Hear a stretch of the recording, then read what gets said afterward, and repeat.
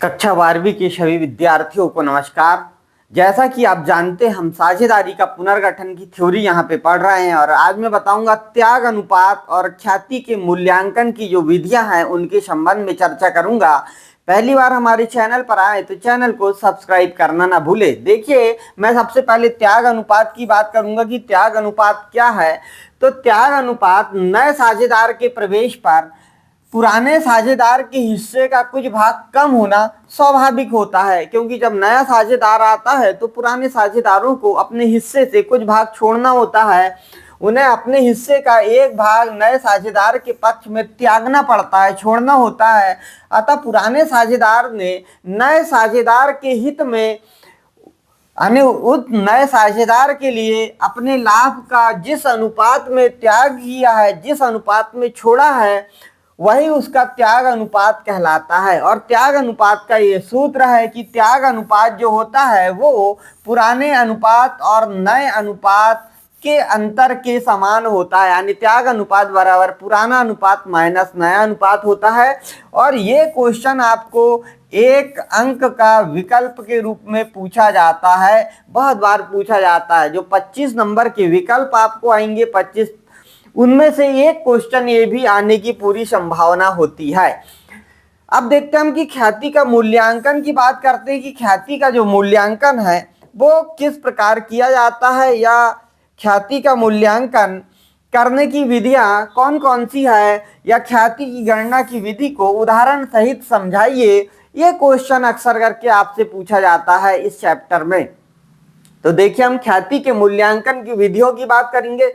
इस विधि में जो है, इन विधि के अंदर जो एक एक विधि बनी हुई है, उन विधियों से भी दो दो नंबर के क्वेश्चन पूछ लिए जाते हैं। जैसे हम पहला नंबर की पहली विधि लेते हैं, औसत लाभ विधि की बात करते हैं यहाँ पर। और औसत लाभ विधि में, इस विधि में ख्याति का मूल्यांकन करने के लिए पिछले वर्षों के लाभ को जोड़ दिया जाता है और जो हानि होती है उसे घटा दिया जाता है, और योग के वर्षों की संख्या का भाग दे दिया जाता है और ख्याति ज्ञात कर ली जाती है। जैसे मैं यहाँ पे आपको बताऊं कि एक वर्ष का लाभ 1000 हुआ, और दूसरे वर्ष का लाभ 2000 हुआ, और तीसरे वर्ष का लाभ 3000 हुआ, और चौथे वर्ष का लाभ 3000 हुआ। तो इस प्रकार आप देखेंगे, और अगले वर्ष का लाभ 1000 हुआ। 1 2 3 4 5 वर्ष हुए, तो इन 5 वर्षों का यहाँ पर भाग दे देंगे और सभी को जोड़ेंगे। 1 और 2 3 और 3 6 और 3 9 और 1 10, 10,000 हुआ यहाँ पर, और बटे 5 की, यानी हमने कुल मिलाकर यहाँ पर कुछ नहीं किया है, और जो विभिन्न वर्ष है उनका योग करके उसी का भाग दे दिया है, तो हमें औसत प्राप्त हुआ है। जैसे हम सामान्य औसत निकालते हैं, वही विधि है ये लाभ निकालने की, औसत लाभ विधि। औसत लाभ विधि अर्थात पिछले वर्षों के लाभों को जोड़ दिया जाएगा, हानि को घटा दिया जाएगा, और जितने वर्ष का आपने जोड़ किया है और घटाया है उतने वर्ष का हम भाग दे देते हैं, और भाग देने पर हमें ये विधि से औसत लाभ ज्ञात हो जाता है। इस प्रकार ये औसत लाभ विधि है। इसका सूत्र देखते हैं ख्याति निकालने के लिए, औसत लाभ गुणित क्रय वर्ष। अब क्रय वर्ष क्या है, तो ये सवाल में दिया होता है क्रय वर्ष कि कितना क्रय वर्ष के अनुसार ख्याति को मानना है। ख्याति निकालने के लिए हम देखते हैं ये सूत्र है, और यहाँ पर औसत लाभ जो है वो औसत लाभ कितना होगा इसकी हम बात करेंगे। तो यहाँ पे देखिए, औसत लाभ निकालने के लिए हमारे पास क्या हो जाएगा, औसत लाभ का सूत्र होगा विगत वर्षों का लाभ माइनस हानि, जो विगत वर्ष है उसकी हानि हो जाएगी, औसत हानि हो जाएगी, और कुल वर्षों की संख्या, यानी गत वर्षों के लाभ को जोड़ लेंगे और हानि को उसमें से घटा देंगे, और कुल वर्षों की संख्या का यहाँ भाग दे देंगे, और भाग देने के बाद में हमारे पास जो है वो आएगा औसत लाभ आएगा। इस औसत लाभ को हम इस औसत लाभ को हम क्या काम करेंगे, औसत लाभ के स्थान पर लिख देंगे और क्रय वर्ग सवाल में दिया रहेगा, दोनों का गुणा कर देंगे, गुणा करके हमें ख्याति प्राप्त हो जाएगी।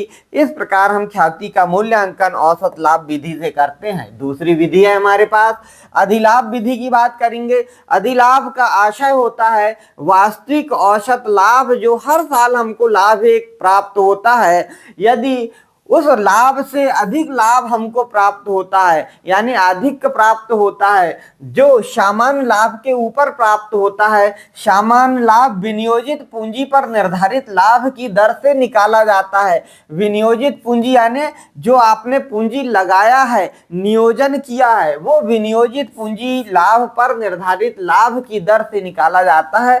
उसे हम अधिलाभ या अतिरिक्त लाभ के नाम से जानते हैं। तो इसको निकालने के लिए, ख्याति निकालने के लिए अधिलाभ गुणित क्रय वर्ग किया जाता है। और अधिलाभ कैसे निकाला जाता है, वास्तविक औसत लाभ माइनस सामान्य लाभ से निकाला जाता है। अब वास्तविक औसत लाभ कैसे निकाला जाता है ये आपको पता है, हमने यहाँ पे औसत लाभ विधि में यहाँ पे पढ़ा है। औसत लाभ जो निकालने का गत वर्षों का लाभ माइनस हानि कुल वर्षों की संख्या करके हम यहाँ पर औसत लाभ निकालते हैं। और सामान्य लाभ निकालने के लिए क्या है, ये सूत्र दिया गया है, सामान्य लाभ पूंजी विनियोजित पूंजी जो रहेगी वो गुणित लाभ की दर बटे 100 कर देंगे। तो इस प्रकार से हम ये जो विनियोजित पूंजी निकलेगी, इस विनियोजित पूंजी को विनियोजित पूंजी की जगह रख देंगे। ये औसत लाभ है, तो वो जो सूत्र हमने देखा था ये औसत लाभ का, इस औसत लाभ के सूत्र से औसत लाभ निकाल के वहां लिख देंगे हम। और इसके बाद में यहाँ पर अधिलाभ आ जाएगा, और जो अधिलाभ आएगा उसे हम क्रय वर्ग से गुणा करके ख्याति ज्ञात कर लेते हैं। इस प्रकार अधिलाभ विधि का अर्थ है अधिक लाभ पर ख्याति का मूल्यांकन करना। आगे देखते हैं, तीसरी विधि होती है पूंजीकरण लाभ विधि। यह फर्म द्वारा व्यापार में लगाई गई पूंजी जो है वो सामान्य लाभ अर्जित करती है। जो सामान्य लाभ होता है, हर एक व्यक्ति जो कमाता है वो लाभ अर्जित करती है। यदि फर्म को अधिक लाभ हो रहा है तो वह अतिरिक्त पूंजी जो इस अतिरिक्त लाभ को प्राप्त करने के लिए लगाई जाती है, फर्म की ख्याति का मूल्य होता है। यानी जो औसत वास्तविक लाभ का पूंजीकरण करके हम निकालते हैं कि जो औसत पूंजीकरण वास्तविक लाभ जो होगा हमें उसका पूंजीकरण करेंगे, तो ख्याति बराबर औसत वास्तविक लाभ गुणित 100 बटे सामान्य ब्याज की दर। इससे हम औसत वास्तविक लाभ का पूंजीकरण करके ख्याति का मूल्यांकन निकाल सकते हैं पूंजीकरण विधि में। तो ये पूंजीकरण विधि में दो आधार पे हम ख्याति का मूल्यांकन करते हैं, औसत वास्तविक लाभ का पूंजीकरण करके और अधिलाभ का पूंजीकरण करके। दोनों के सूत्र है औसत वास्तविक लाभ गुणित 100 बटे सामान्य ब्याज की दर, और अधिलाभ की बात आएगी तो अधिलाभ गुणित 100 बटे सामान्य ब्याज की दर। आपको फर्क क्या करना है, औसत लाभ और यहाँ पर अधिलाभ करना है, बाकी सेम है। सवाल में दिया रहेगा आपको कि औसत लाभ से करना है या अधिलाभ से करना है। तो ये पुनर्गठन की थ्योरी थी जो हमने आपको समझाया, और ये दोनों महत्वपूर्ण क्वेश्चन थे, आपको याद करना होगा, इन्हें परीक्षा में अक्सर पूछे जाते हैं। तो ये क्लास आज यहीं हम समाप्त करते हैं। आज के लिए इतना ही, मिलते हैं नेक्स्ट वीडियो में नई जानकारी के साथ। सभी को नमस्कार।